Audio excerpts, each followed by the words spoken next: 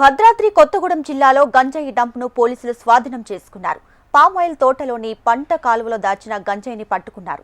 నిన్న రాత్రి కురిసిన వర్షానికి గంజాయిపై వేసిన ఆకులు కొట్టుకుపోవడంతో ప్యాకెట్లు బయటపడ్డాయి. గంజాయి డంప్లో ఉన్నటువంటి పొలం అచ్యుతాపురం గ్రామానికి చెందిన గుజ్జుల వెంకటేశ్వర్లు అనే రైతుగా గుర్తించారు. అయితే గంజాయి అక్కడికి ఎలా వచ్చింది, స్థానికుల ప్రమేయం ఉందా అన్న కోణంలో పోలీసులు ప్రస్తుతం దర్యాప్తు చేస్తున్నారు.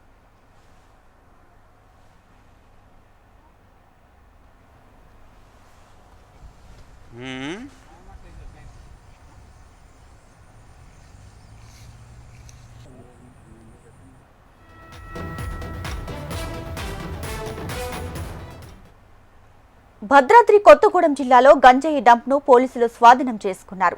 పామాయిల్ తోటలోని పంట కాలువలో దాచిన గంజాయిని పట్టుకున్నారు. నిన్న రాత్రి కురిసిన వర్షానికి గంజాయిపై వేసిన ఆకులు కొట్టుకుపోవడంతో ప్యాకెట్లు బయటపడ్డాయి.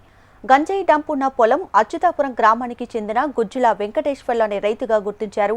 అయితే గంజాయి అక్కడికి ఎలా వచ్చింది, స్థానికుల ప్రమేయం ఉందా అన్న కోణంలో పోలీసులు ప్రస్తుతం దర్యాప్తు చేస్తున్నారు.